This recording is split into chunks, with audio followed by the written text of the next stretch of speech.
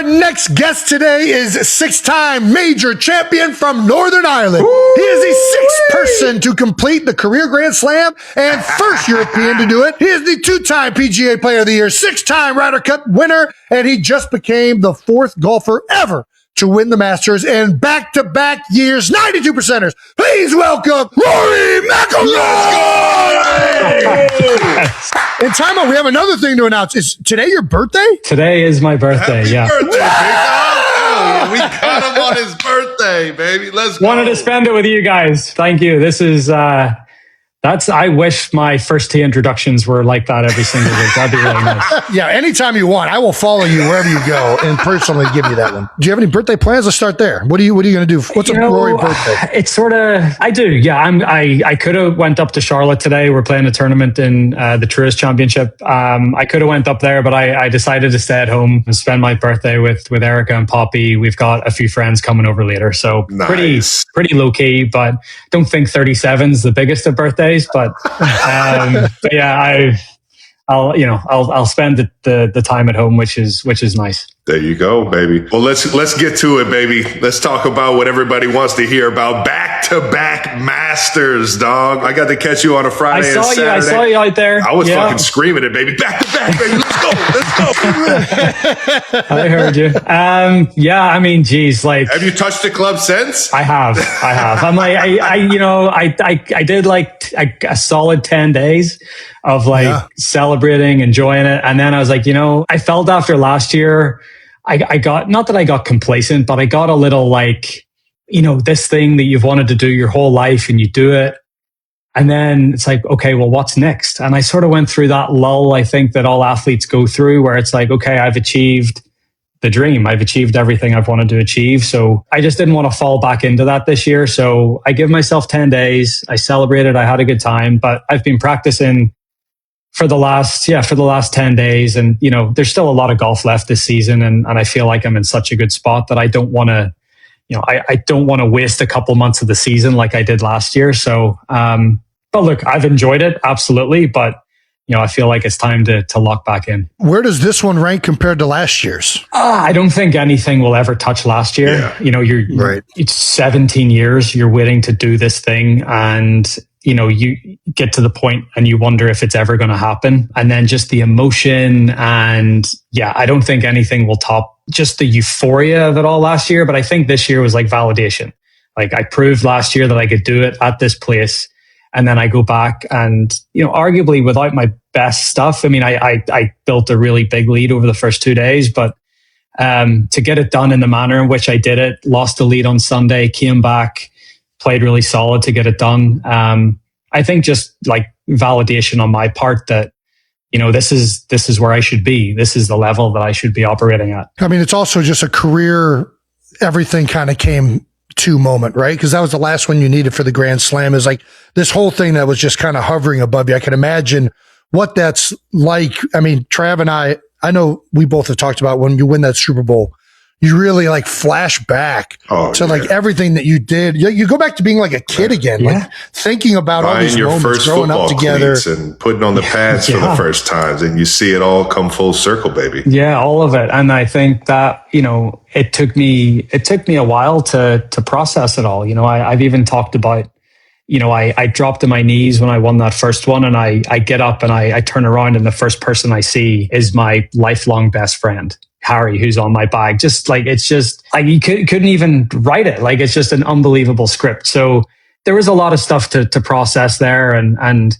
it was my goal for so long. And finally it happened. It was like, I probably needed to give myself that time. And then this year it's felt different. I didn't want to do the, going up to New York and doing the late night shows and doing the whole thing. I just, I wanted to enjoy it with my friends, with my family. And as I said, lock back in a little bit earlier than I did last year. But all of the going up to New York and doing all that stuff, it's good for the game, man. And you're obviously been top of the game and one of the biggest names to ever play for such a long time. So doing that stuff, you're kind of giving back to the game and letting everybody know that, there's somebody that just accomplished what only 5 others have done in the entire history of this game. So it's I think that's always kind of needed. But I hear you on on not wanting to like get back into that after this one. Was there any like, in terms of like before though, was there any like prep that you did differently going into this one that you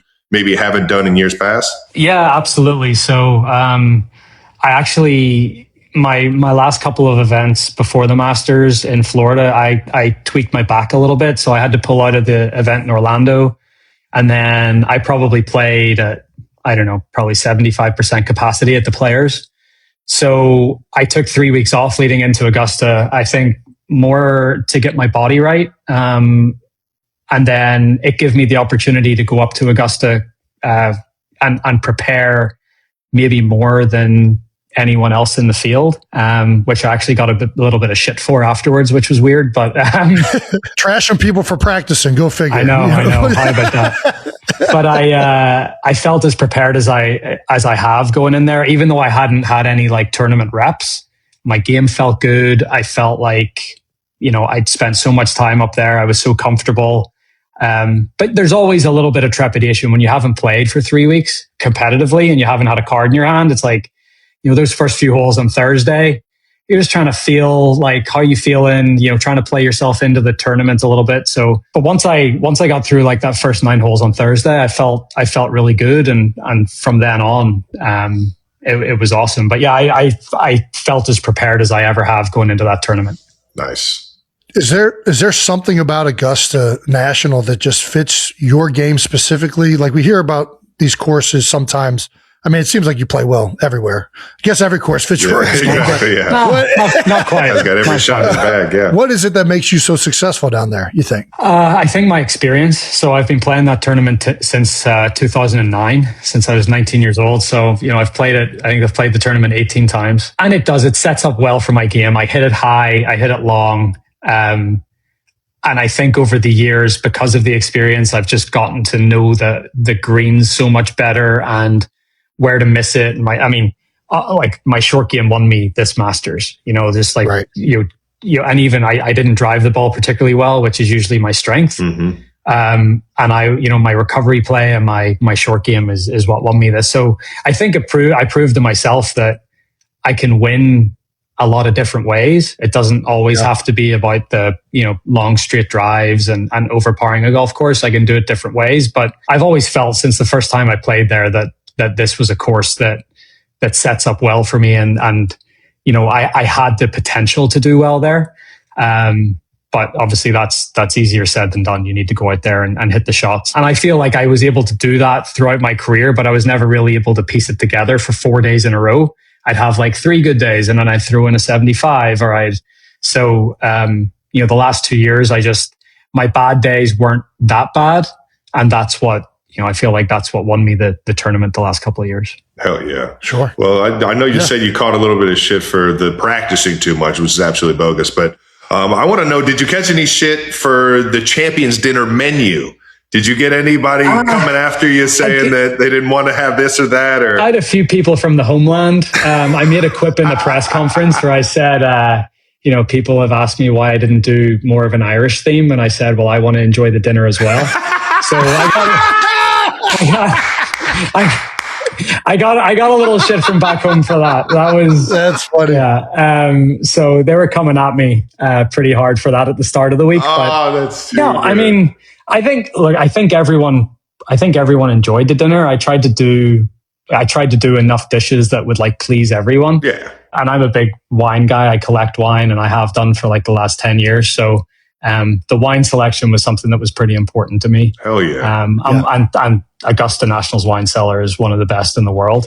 I think they have like 23,000 bottles down there, and it's all just the best vintages from. I didn't even know I had producers. a wine. Yeah, that's ridiculous. You learn something about this place every time. So yeah, I had access to that, so that was nice as well. Have you already started thinking about the next year's Champions Dinner now? Yeah, I went pretty. I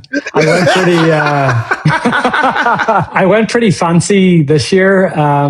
Like it's always on the Tuesday night. So I was like, well, I could just do like a Taco Tuesday or something. Hey, I don't know. We'll see. I haven't thought about it too much, but yeah, I felt like it's hot, right? The Champions Dinner, the way it's set up, you're sitting beside, Ben Crenshaw is like the the unofficial MC of the night, and then on the other side of you is the chairman, Fred Ridley, and it's really nice. I mean, it's the spot you want to be in. You're the defending champion, you know, and it's a big sort of long table, like both sides, like a U shape, and at the bottom left corner, you've got Trevor Immelman and Adam Scott, and they just look like they're having the best time. Like, I mean, they are just having the night of their lives.